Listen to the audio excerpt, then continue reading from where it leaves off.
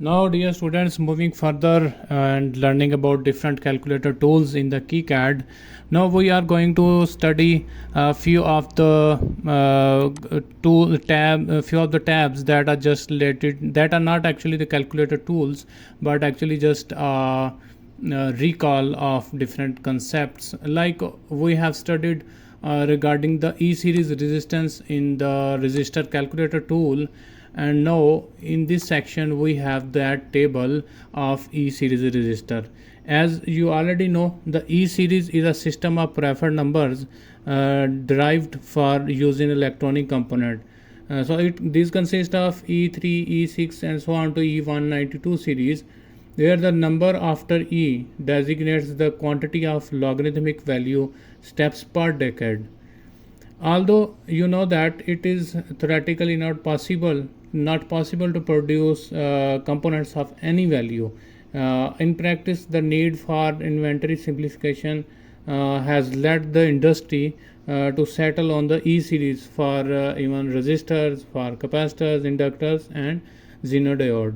So you can see that over here in the E series, the table is given over in E24. We have the 24 number of values that is starting from the 100 to the 1000. In between this range we have 24 values. In E48 we have 48 values. E96 we have 96 values. So this will help you to approximate the value of resistance. Like in the given over here in the below section, you can see that, for example, if the calculated target values, if you have calculated theoretical value this, then you can round this value to 16,800 ohm. And as you know that the nearest value is 168 is 169. So and the selected E96 value is 16.9 kilo ohm. So when you theoretically calculate the value, then you have to check that which approximate value, the nearest value is available in the market. So actually the resistance that are actually available in the market are designed, the value of that resistance is designed based on this E series table. The next section in this is the color code. This is a very common thing that the resistance, the through hole resistance have color coding on them. In the how you can identify that color code, over here you can see that we have if we have tolerance of resistance 10% to 5%, then the first band you have black, brown, red, like orange. Over here you can calculate the value of that first band.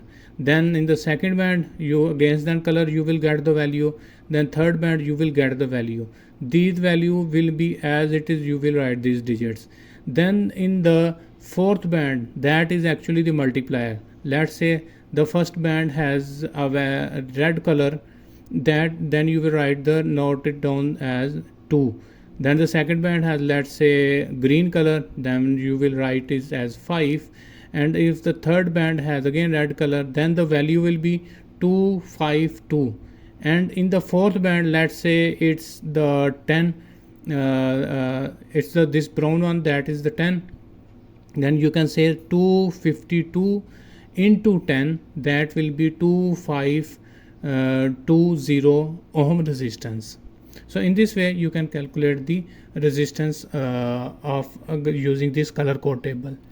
If you have tolerance of 2%, you can click on this. You can see the fourth band is added. So the initial 4 band will you will write the value exactly as the numbers as the digit that you have get against the color, and the multiplier will be multiplied with that value to get the value of resistance. At the end we have the tolerance band which will give the tolerance of the resistance.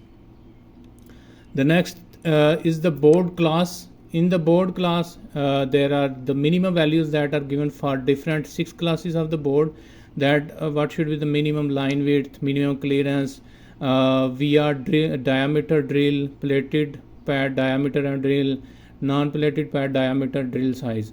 So against different classes of the board, this table is given, that is actually the minimum requirement against the classes of the board. Then in the next we have the galvanic corrosion. This table shows the difference in electrochemical potential between various metals and alloys. Galvanic corrosion affects different metals in contact and under certain conditions. The anode of electrochemical pair gets oxidized and eaten away, while the cathode gets dissolved, metal plated onto it, but stays protected. So these are actually the different types of metals that are given in the table, and according to the their corrosion, they are designed. The table is designed in such a way that a positive number indicates that the row is anodic and the column is cathodic. Cold and warm coloring hues also indicate rose potential. So in this way you can study further into these tools and into these tables for getting a great understanding of these tools. So the data regarding these tools is you can also get the data regarding these tools from the internet. So hopefully you have understood different types of calculator tools and the memo section of the KiCad.